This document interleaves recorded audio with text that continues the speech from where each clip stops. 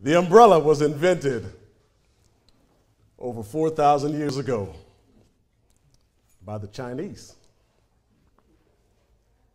And it was first intended to provide protection from the sun. Maybe I wouldn't be this dark if I had one back then. But someone waterproofed it years later and started using it for protection from the rain. But long before that time, God invented an umbrella. Yes. It's called the umbrella of his protection. Yes. And he said, if you stay underneath the umbrella, you will live. Go out from underneath that umbrella. And he said, death is waiting for you. So for those who will choose to live, we must remain under the umbrella of God's protection. Open your Old Testaments, please, to the book of Deuteronomy. The book of Deuteronomy.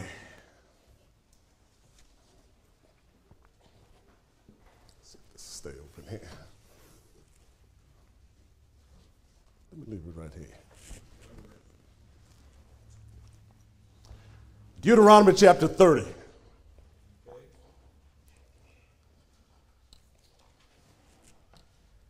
Now what I am commanding you today is not too difficult for you. It's not beyond your reach. It's not up in heaven so that you have to ask, who's going to go up there and get it? It's not beyond the sea, so you will have to ask, who's going to cross the sea to get it and bring it back to us? No, the word is very near you. It is in your mouth and in your heart, so that you may obey it. See, I set before you today life and prosperity, death and destruction. For I command you today to love the Lord your God, to walk in obedience to him, to keep his commands, his decrees, his laws. Then you will live and increase, and the Lord your God will bless the land you are entering to possess. But if your heart turns away and you are not obedient, if you are drawn away to bow down to other gods and worship them, I declare to you this day that you will certainly be destroyed. You will not live long in the land you are crossing the Jordan to enter and possess.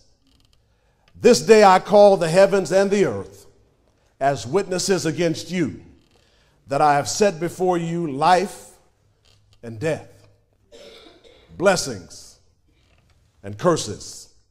Now choose life so that you and your children may live, and that you may love the Lord your God. Listen to his voice. Hold fast to him. For the Lord is your life, and he will give you many years in the land he swore to give to your fathers, Abraham, Isaac, and Jacob. Now, if you remember last week from Judges chapter 2, verse 10, after that whole generation had been gathered to their ancestors, another generation grew up who knew neither the Lord nor what he had done for Israel. And this week we pick up in verse 11. Then the Israelites did evil in the eyes of the Lord, and they served the Baals. They forsook the Lord. When he says they served the Baals, and he's going to refer to the Baals and the Asherahs, these were foreign gods, male and female gods. Just keep that in mind. They forsook the Lord, the God of their ancestors, who brought them out of Egypt. They followed and worshiped various gods of the people around them. They aroused the Lord's anger because they forsook him and served Baal and Ashtoreth. In his anger against Israel, the Lord gave them into the hands of raiders who plundered them. He sold them into the hands of their enemies all around, whom they were no longer able to resist. Whenever Israel went out to fight, the hand of the Lord was against them to defeat them, just as he had sworn to them. They were in great distress. Israel once lived under the umbrella of God's protection, and previous generations who remembered what God had done in Israel, who remembered their slavery in Egypt, who remembered how they were abused by the Egyptians, who remembered the plagues that God sent to get Pharaoh's attention, who remembered God's strong deliverance from Egyptian bondage, from Egyptian captivity. They remembered it, but the youngsters who were there now, they didn't know anything about that. What happens when there is no knowledge of God in the land? A lot of bad stuff happens when there's no knowledge of God in the land. When there's no knowledge of God in the land, then people are not operating under the protection of God's umbrella. Hosea, in his book, God put it this way: my people are destroyed because there's no knowledge of me in the land. And among the baddest things that happens is man turns away from God, and then worse than that, God turns away from man. God removes his umbrella of protection. Welcome everybody to the book of Judges. It's a very dark chapter in the history of mankind. Of course, any day away from God is a dark day for man. Psalmist put it this way: better is one day in God's courts than 1,000 days elsewhere. Anybody afraid of flying, on an airplane flying? Coach John Madden was famous for being afraid of flying. While he coached, and even when he became a broadcaster, he took a motorhome and traveled all across the country, and that because he was afraid of flying. Now, I'm not especially afraid of flying. However, I do have some concerns when I fly. I want to know that the pilot is in good shape. I want to know that the pilot is doing well. I want to know that he or she is not having a bad day. See, if my dry cleaner has a bad day, I may lose a button on this coat. That's it. If my teacher has a bad day, I may miss a homework assignment. But if the dude who's flying that plane I'm on is having a bad day, all kinds of bad stuff can happen. See, there are certain occupations that can be done even when a person is not well. Pilot is not one of those occupations. Pilots have certain health standards that they must meet, that they must keep up with. And the reason for that is the safety of the passengers in that plane. Can you imagine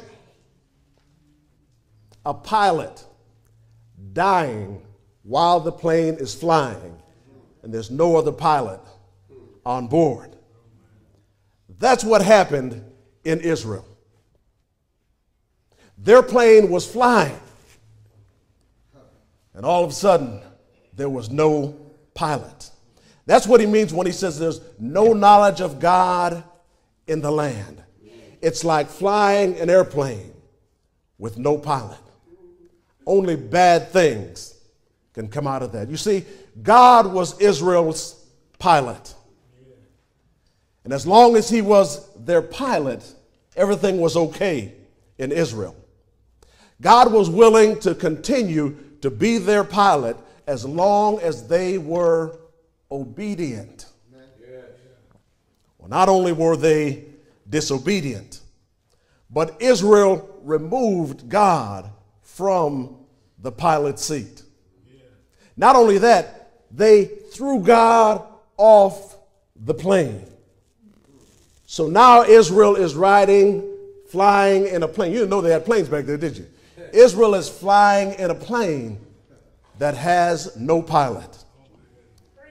Only bad things can happen in a situation like that. Who would throw the pilot off the plane? I wouldn't do that, would you? But let's look at that for a minute. Has God ever directed you to do something and you decided, I'm not going to do it God's way, I'm going to do it my way? That's pushing God out of the pilot seat. Only bad things can happen after that. Now, preacher, why would you ask something like that? You know we're good people and we do exactly what God says to do. Why would you ask that, preacher? You know we're good people. We don't do what God says not to do. God told Jonah, go preach against the Ninevites. Go in this direction and preach against the Ninevites. Jonah decided he's going to go in this direction. Exactly the opposite of what God said to do. God told Saul, go destroy the Amalekites. What did Saul do? Not what God instructed him to do. He pushed God out of the pilot seat and decided, I'm going to fly this plane myself, my way.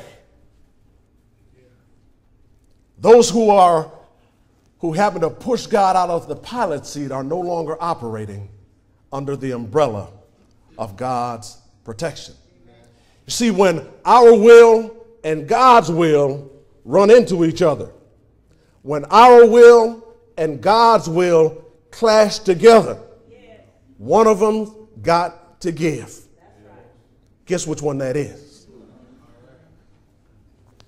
Verse 11, then the Israelites did evil in the eyes of the Lord and served the Baals. Whenever the Spirit of God is absent, the spirit of the devil is present.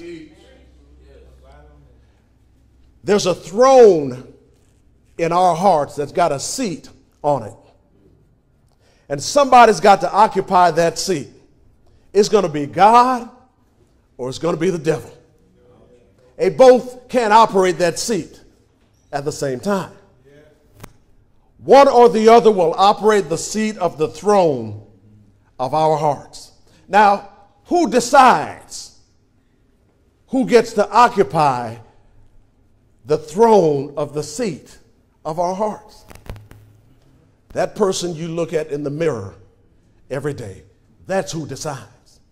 God has given us a lot of responsibility. He's given us the responsibility to appoint the king who will occupy the throne seat of our hearts. That's the kind of responsibility that God has given us.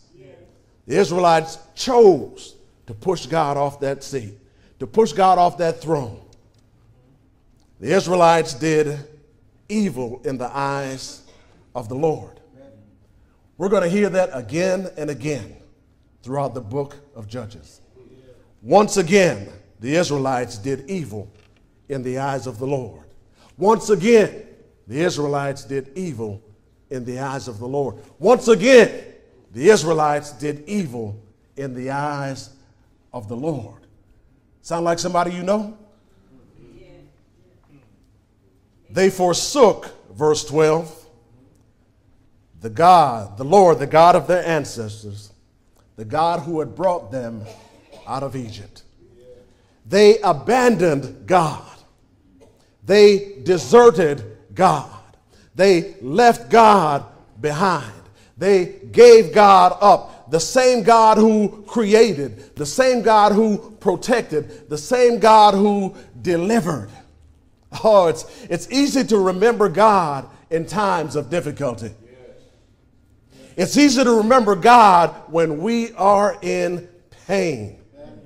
It's easy to remember God when we suffer loss.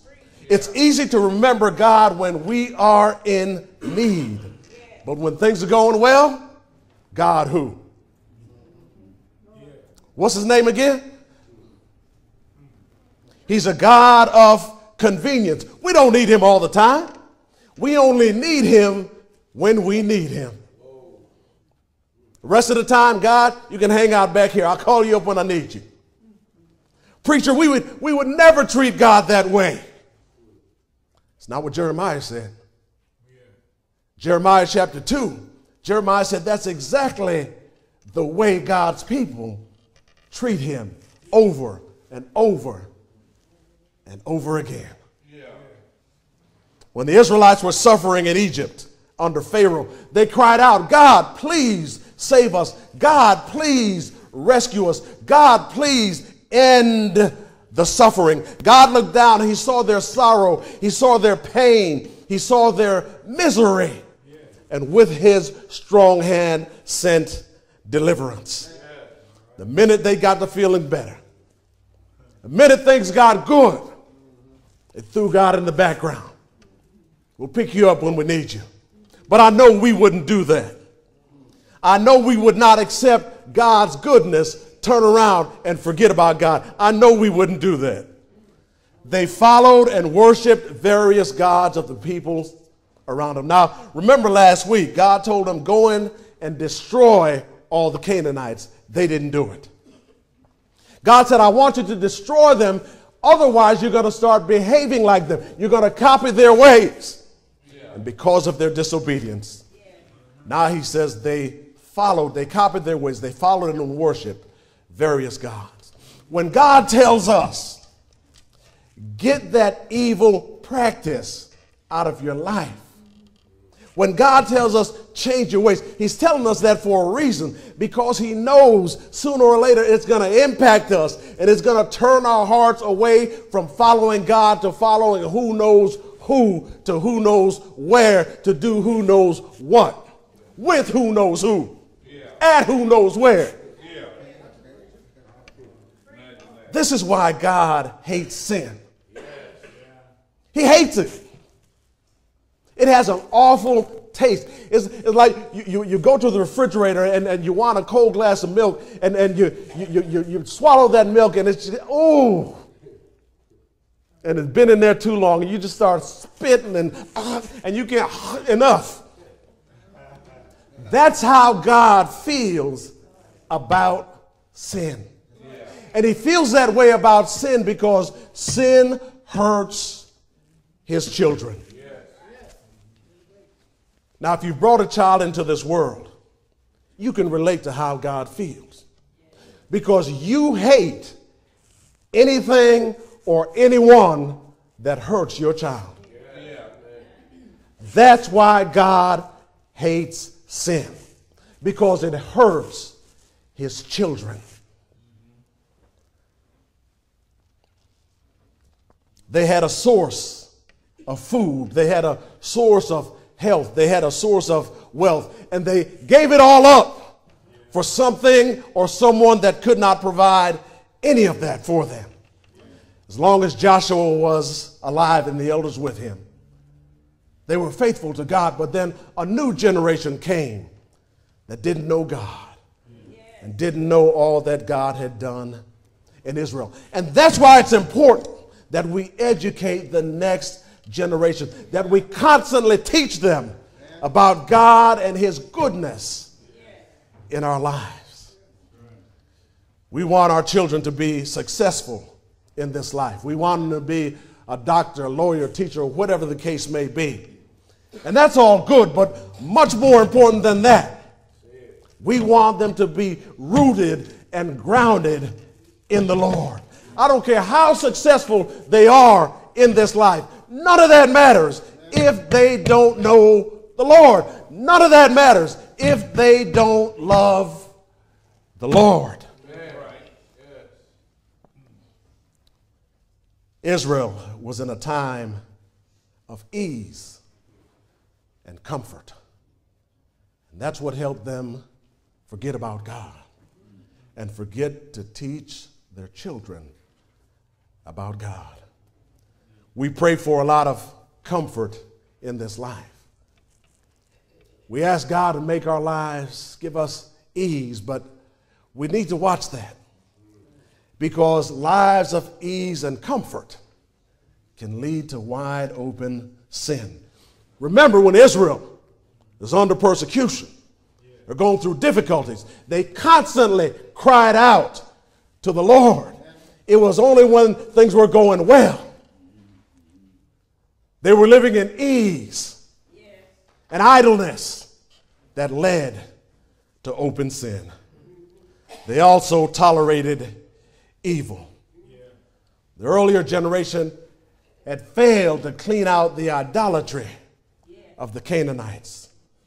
And now that became a trap for the new generation.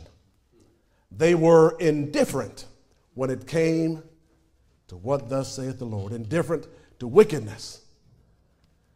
Too often God's people are more concerned with pleasing this world. Too often God's people are more concerned with pleasing family than they are with pleasing God. Too often God's people are more concerned with pleasing friends than they are with pleasing God. Too often God's people are more concerned with what people say than they are with what God says.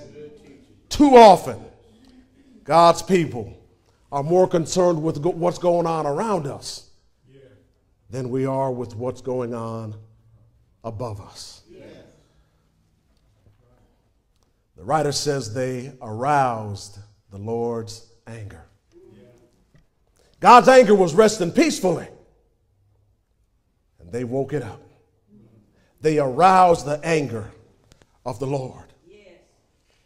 That's like, little kids like to do, to see a beehive just hanging there. What we got to do? Get a stick and we got to poke it. Bees minding their own business. Now, once you poke that hive, you have aroused the anger of those bees. And what do? They make a beeline for whoever woke them up. I remember my twin and I, we were probably about 7. My other brother was involved in this folly also. But my twin, he was afraid of dogs. So when we made this plan, he left right away. But there's about 6, 7 of us. There was a guy in the neighborhood. He had 2 Doberman pinschers. I stayed in the projects. He lived just outside the projects. He had 2 Doberman pinschers. Now keep in mind, we're 7, 8 years old. This is what idle minds do. Instead of saying, let's go rake Miss Johnson's leaves or do something nice like that. That ain't no fun, is it, Michael? We said, let's go tease them Doberman. So we went over there, dogs minding their own business. We kicking the fence. Them dogs went crazy, barking at us, hitting the fence, trying to get at us. Well, that got boring real quick, so we said, there's somebody to open that fence, undo that lock. This is what idle minds do. So nobody wanted to do that.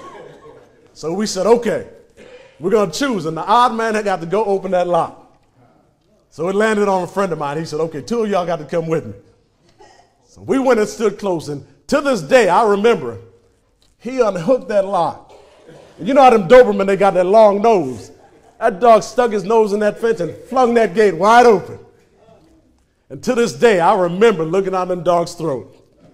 2 Doberman came. We was jumping on top of cars, jumping on top of houses. My prayer life improved at that moment. We aroused the anger of those dogs. That's what Israel did to God. God's anger was over there, not bothering nobody. And Israel went over there and aroused God's anger. That ain't a good thing. There's no peace once God's anger is aroused. When God's anger is aroused, there's going to be some consequences. Verse 13, because they forsook him and served Baal and the Ashtoreths. In his anger against Israel, God gave them into the hands of raiders. In his anger. Now, God usually does not deal with us in his anger.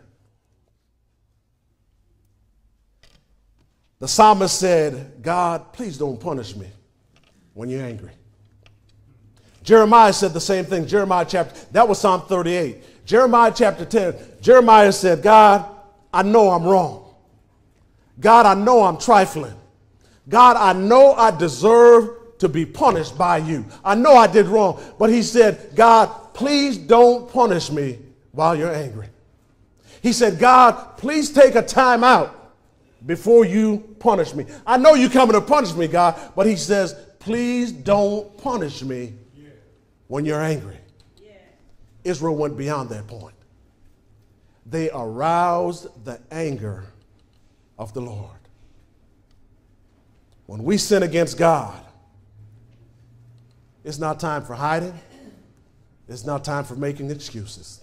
When we sin against God, it's time to fess up. Lord, I messed up. And I know I need to be punished. Lord, I did wrong.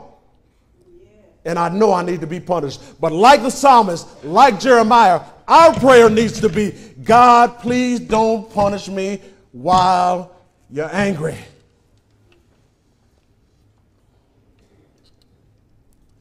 He gave them into the hands of raiders. Even though God loves his children. When we choose disobedience, when we choose to step out from under the umbrella of his protection, God will use evil forces in this world to punish his own disobedient children. When we decide to let go of God's hand, when we decide to take our eyes off of God and go our own way, do our own thing, we are no longer operating under the umbrella of God's protection. Amen. Not only that, but God will put us in a bad situation in order to discipline us. It ain't always the devil. Disobedience will cause God to put us by his own deliberate will in a bad situation in order to discipline us and bring us back. My mother put some whippings on me. I think my little behind still got some of them swellings on it today. And it hurt at the time. My mother didn't play. Okay?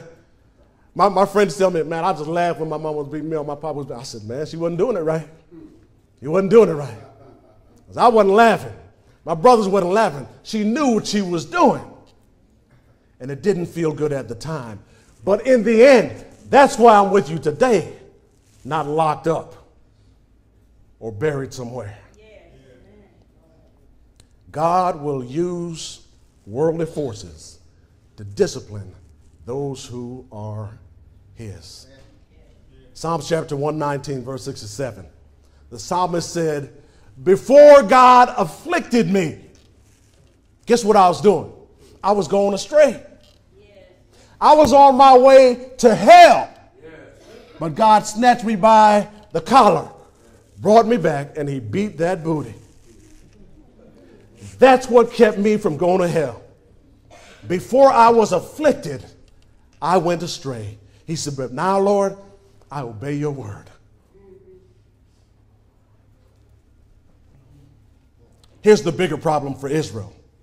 Not only did God put them in harm's way, but he took away from them the ability to protect themselves. God made sure they would be defeated by the enemy because of their choice to be disobedient. There comes a time in our lives when God says, okay, you're on your own.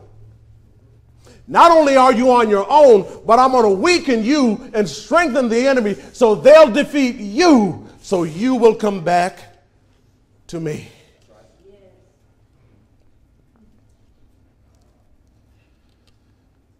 Whenever Israel went out to fight, the hand of the Lord was against them to defeat them, just as he had sworn to them. It shouldn't be a surprise. God told them that from the beginning. If you disobey me, this is what's fixing to happen. Hebrews chapter 10 and verse 31.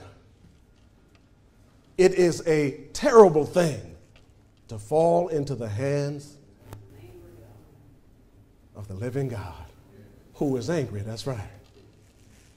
When we decide to go against the Lord's will, he will no longer be a source of strength. When we step out from under the umbrella of God's protection, he will no longer be a source of strength. Not only that, but his hand will be against us to defeat us. We will have victory in no area of our lives, not physically, not financially, not emotionally, and certainly not spiritually. That's what happens when we are no longer under the umbrella of God's protection. Amen. All God wants from us is obedience. That's it. We shouldn't have to dig too deep in our pockets for that. Just do what God says to do. Move this person out the way and do what God says to do. Is that asking too much? If you're with God